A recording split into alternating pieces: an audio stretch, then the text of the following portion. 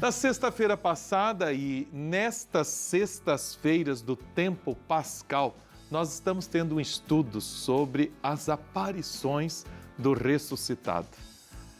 Queremos ser testemunhas dele, para que o nosso caminho tenha a luz dele, que é a luz da vida, que é a luz da esperança, que é a luz que brilha em cada amanhecer na nossa vida. Para esse estudo bíblico, nós contamos hoje mais uma vez com a presença valiosa do nosso querido Padre Cláudio Roberto Bus, que esteve aqui na semana passada. Ele é professor, mestre em teologia bíblica, também fazendo o seu doutorado.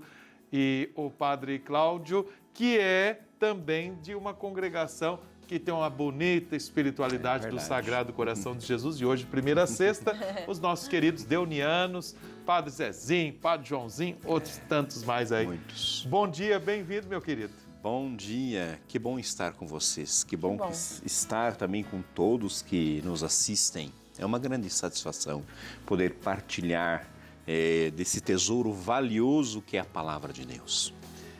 As Sagradas Escrituras. Por isso que a gente gosta demais da frase do nosso querido arcebispo aqui, viu, o Padre Cláudio Roberto? É Bíblia na mão, aí ele diz assim, Bíblia na mão para quê? Para a gente estudar. Então pega a sua Bíblia, a Palavra de Deus aí agora também. Sim. Aí ele vai dizer Bíblia na mão, no coração, para a gente, o coração, internalizar, meditar, viver essa mensagem. Aí, pé na missão. Pés a caminho, né? E hoje nós vamos falar de um grande missionário da Bíblia. Acho que a gente pode dizer assim, né, Padre? Podemos. Quando o ressuscitado atribui a missão a Pedro. Onde está essa história? Contextualize tudo isso aí para nós, Padre. Muito bem. Sobretudo, vamos partir hoje do Evangelho segundo São João, que eu creio que é o Evangelho que melhor explora essa questão das aparições do ressuscitado, até porque é um evangelho mais tardio.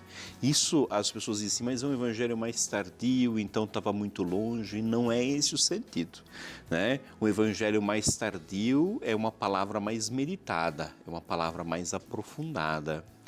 Então, se nós tomarmos hoje o capítulo 21, né, e você pode tomar o capítulo 21 do texto segundo São João, nós temos ali dois episódios, duas cenas muito importantes. Eu começo pela segunda cena, aonde Jesus se volta, né, a Pedro e pede a Pedro se ele o ama, né?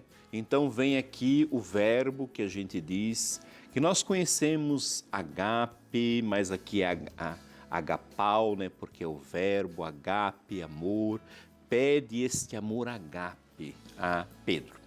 E Pedro responde, podemos traduzir assim, eu te quero bem, né? Eu te quero bem. E aí a resposta de Jesus, apacenta o meu rebanho. Jesus, num segundo momento, pergunta a Pedro, Pedro, tu me amas mais do que estes, mais do que os outros, né? E aqui está um primado, né? Vemos um primado mais do que os outros. E Pedro responde, eu te quero bem. Num terceiro momento, é interessante, talvez a tradução não nos diga, né? Mas Jesus abaixa um pouquinho e diz, Pedro, então tu me queres bem? Sim, Senhor, eu te quero bem. Apacenta as minhas ovelhas. Vejam, mesmo Pedro, com toda a experiência de vida, a experiência pascal, isso não quer dizer nada negativo de Pedro. Mas para a comunidade segundo São João, que privilegiava o amor fraterno, né, e a dinâmica, né, do amor a Deus, na verdade, o que Jesus está perguntando aqui é sobre o primeiro mandamento. Né? Ele que é Senhor, ele está perguntando sobre o primeiro mandamento. Então, para que Pedro de fato possa aprender a apacentar o rebanho, ele não deve somente pensar no momento da sua instituição, né? Da instituição do seu primado. Ele também deve pensar no seu discipulado. Ele deve pensar que ele precisa dar passos né? Não só como autoridade, mas ele deve dar passos também no sentido de cada vez mais amar o próprio Senhor para que ele esteja à altura, né? Eu lembro sempre uma frase do Papa Francisco que um dia disse aos cardeais, bem ao começo, né? Era dia 13 de maio de 2013, era logo ao início, eu ainda estava em Roma e foi muito registrado. E ele disse assim, olha, nós podemos ser padres, nós podemos ser bispos, podemos ser arcebispos, tudo é muito importante, cardeais, tudo é um serviço à igreja, mas não nos esqueçamos de ser discípulos do Senhor em primeiro lugar. Então é muito importante mesmo quem tem uma tarefa eclesial. Tudo é muito importante, né? Eu como sacerdote, a vida religiosa, quem tem um trabalho na igreja, mas esta atenção que o Evangelho, ele nos chama a atenção. É preciso passar do amor que a gente diz filéu, né? Que é o amor de amizade, que já é a constituição, né? de algum laço, entre as pessoas, mas é preciso passar ao ágape, ou agape, melhor dizendo, é preciso dar esse passo que, enfim, ele é necessário na nossa vida. Afinal de contas, né, somos cristãos e Jesus disse, como sereis reconhecidos? Através do amor que vocês tiverem primeiramente entre vocês. Esse é o primeiro sinal do Evangelho, porque a gente pode falar, né? A gente pode anunciar, mas se nós não vivemos no concreto da nossa vida essas relações, ao final parece que o Evangelho ele não se cruza muito bem com os ensinamentos de Jesus. Podem ficar palavras belas, incentivos, exortações, mas as pessoas elas são muito atentas a essa questão do testemunho, né? E como chegar, a gente poderia dizer, como chegar a esse amor ágape, né? E é claro, é um caminho que a gente vai fazendo. Como na outra vez nós vimos, é um processo de intimidade, como o Dom Orlando sempre bem acentua, é preciso com que essa palavra desça ao coração, né? Sem descer ao coração, só pela inteligência, né? Como Jesus no momento até disse aos discípulos de Emaús, como sois tardos em entender, né? Todas essas coisas já anunciadas pelos profetas, enfim, já colocada em toda a história da salvação, como sois lentos. E é interessante que eles não reconhecem na explicação da Escritura, mas aonde eles o reconhecem? No partir do pão, que quer dizer o momento ágape, é o ágape fraterno, né? É naquele momento em que Jesus se doa novamente à própria comunidade, aos dois discípulos, é onde os seus olhos se abrem e ao mesmo tempo Jesus desaparece. Mas por que ele desaparece? É a grande pergunta.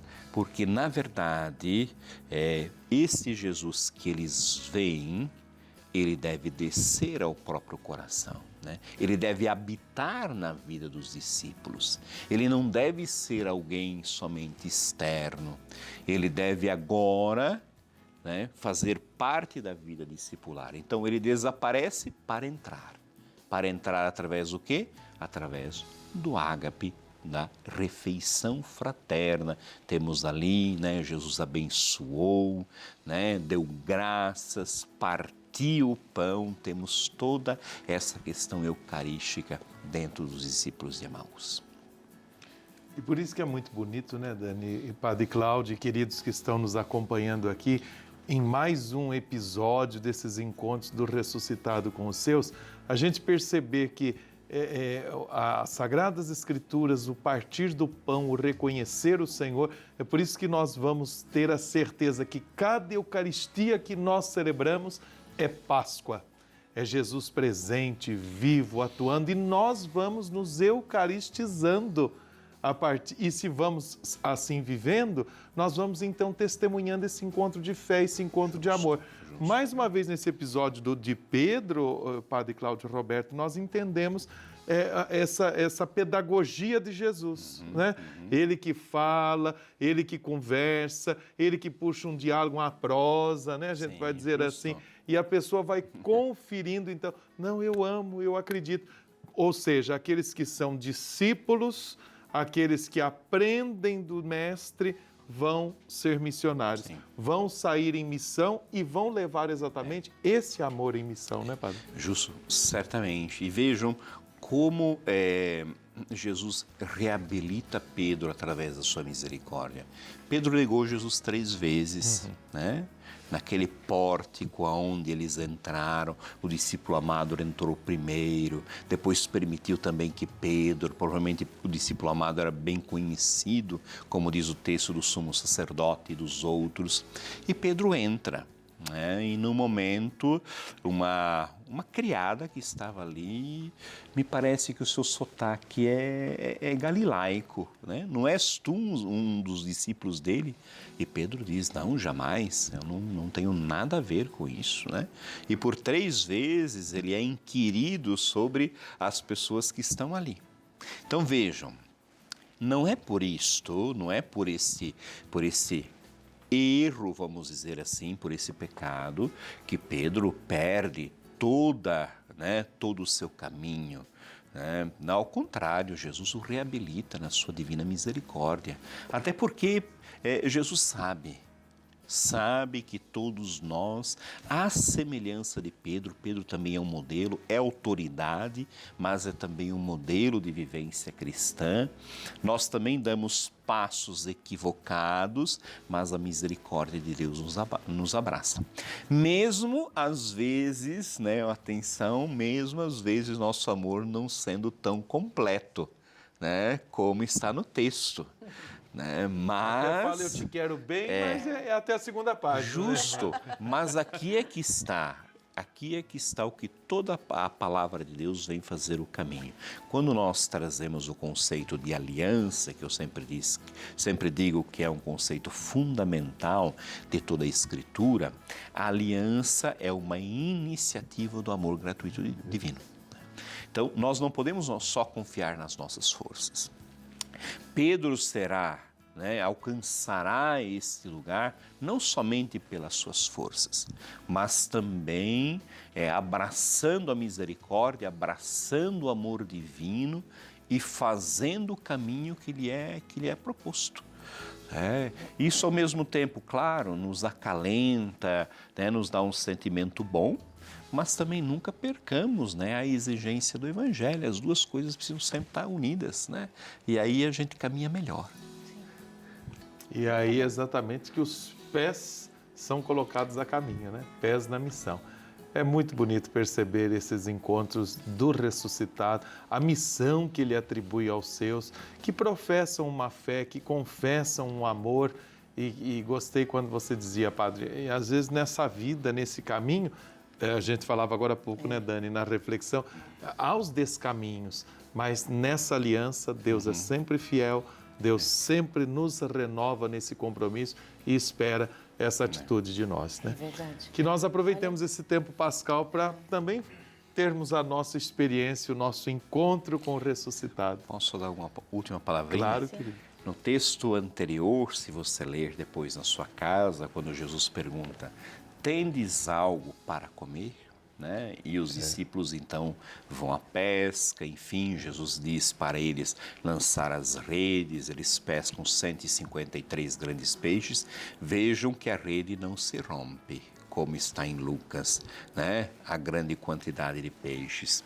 Quando eles chegam à beira do mar de Tiberíades, ao invés de eles oferecerem aquilo que haviam pescado, Jesus já tinha pronto. Na verdade, o que Jesus quer transmitir? De que é Ele que oferece aos seus. E aí a gente pode dizer, mas ele oferece pão e peixe, não oferece pão e vinho. Nas primeiras comunidades, muitas celebrações eucarísticas, sobretudo nas comunidades mais simples, elas eram celebradas com pão e com peixes. Porque o peixe tem um simbolismo, né? Ictis, né?